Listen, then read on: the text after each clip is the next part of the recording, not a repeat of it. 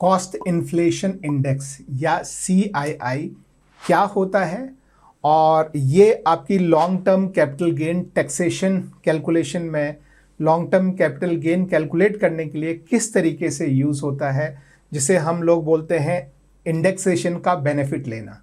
तो ये CII या कॉस्ट इन्फ्लेशन इंडेक्स जो है वो आपको इंडेक्सेशन का बेनिफिट किस तरह से देता है, आज इस वीडियो में हम समझेंगे। तो नमस्कार दोस्तों, अपना इन्वेस्टर में आपका स्वागत है। आज बात करेंगे क्या होता है CII और किस तरह से ये यूज़ होता है। तो कॉस्ट इन्फ्लेशन इंडेक्स का मतलब होता है मुद्रास्फीति की दर, यानी हर साल में एक बेस साल जो है वो लिया गया और उसके ऊपर हर साल इन्फ्लेशन कितना बढ़ रहा है। इन्फ्लेशन मतलब महंगाई हर साल की कितनी बढ़ रही है, उससे साल साल में उस वैल्यू को 100 रुपये के ऊपर जो है वो बढ़ाते चले गए। 100 से 105 हो गया, 105 से 111 हो गया, 111 से 117 हो गया। इस तरह से वो एक हर साल के लिए एक नंबर जो है वो असाइन किया गया। जैसे आप लोगों के सामने अभी मैं ये न्यू CII टेबल जो है वो मैं आपको दिखा रहा हूँ। इसमें आप देख सकते हैं 2009 और 10 का जो नंबर है वो 148 था और इसी तरह से वो बढ़ता बढ़ता 2014 और 15 में 240 हो गया और 2022-23 में ये नंबर 331 हो gया।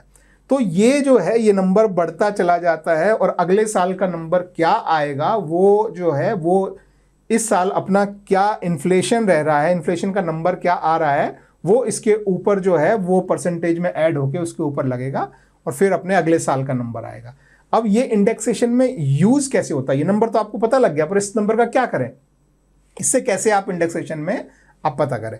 तो मान लीजिए, जैसे मैं आपको एक एग्जांपल में लेके आपको मैं समझाता हूं कि मान लीजिए आपने 2018-19 में आपने 1 लाख की कोई जो है प्रॉपर्टी खरीदी मान लीजिए, और 2022-23 में आपने उस प्रॉपर्टी को जो है वो 2 लाख में बेचा। ठीक है, अब 18-19 में खरीदी और 22-23 में आपने बेची, तो आपको लॉन्ग टर्म कैपिटल गेन उस पर देना है। तो ऐसे अगर आप बिना इंडेक्सेशन के आप कैलकुलेट करेंगे तो बहुत सिंपल है, आप बोलेंगे कि मैंने 1 लाख में खरीदी, 2 लाख में बेची, 1 लाख मेरा प्रॉफिट, तो उस प्रॉफिट पे मुझे टैक्स दे दें। लेकिन आपको एक बेनिफिट होता है जो मिलता है, जिसे बोलते हैं इंडेक्सेशन बेनिफिट, जो इस CII या कॉस्ट इन्फ्लेशन इंडेक्स पे बेस्ड होता है। तो इससे क्या होता है कि आपकी सेलिंग का जो प्राइस है वो तो 2000 ही रहा, लेकिन आपका जो बाइंग प्राइस है वो एडजस्ट होके ऊपर आ जाता है जब हम प्रॉफिट कैलकुलेट करते हैं।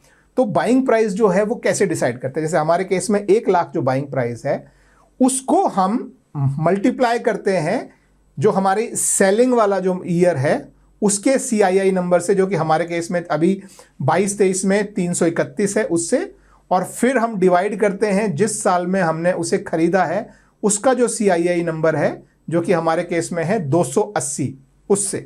तो मान लीजिए जैसे हमारे केस में 1 लाख रुपए है, उसको हमने 331 से मल्टीप्लाई किया और 280 से उसका भाग दिया, तो हमारी जो वैल्यू निकल के आई वो आई 1,18,214 रुपए। तो ये हमारा बाइंग प्राइस बन गया। पहले हमारा कितना बाइंग प्राइस लग रहा था, 1 लाख, सेलिंग 2 लाख, तो हमको लग रहा था प्रॉफिट 1 लाख का है। लेकिन इंडेक्सेशन के इस बेनिफिट से हमारा बाइंग प्राइस जो है वो 1,18,214 रुपए हो गया। तो हमारा प्रॉफिट जो है वो सिर्फ 81,785 रुपए बचा, और सिर्फ इस अमाउंट पे हमको long term capital gain tax भरना है। वो कितना भरना है उसके लिए मेरे नीचे एक डिस्क्रिप्शन में आपको लिंक है जहां पे मैंने वीडियो बनाया है लॉन्ग टर्म कैपिटल गेन के लिए, वो आप देख सकते हैं। लेकिन इस वीडियो में आपने समझा होगा कि कॉस्ट इन्फ्लेशन इंडेक्स CII क्या होता है, किस तरह से ये आपके जो है इंडेक्सेशन के बेनिफिट लेने में काम आता है और किस तरह से आप उसकी कैलकुलेशन कर सकते हैं। अगर वीडियो आपके लिए हेल्पफुल रहा हो तो एक थम्स अप दीजिए, और आपके कोई भी क्वेश्चन हो दोस्त नीचे आप कमेंट में पूछ सकते हैं, मैं इसका जरूर रिप्लाई करूंगा। Thank you very much, have a good day, bye bye.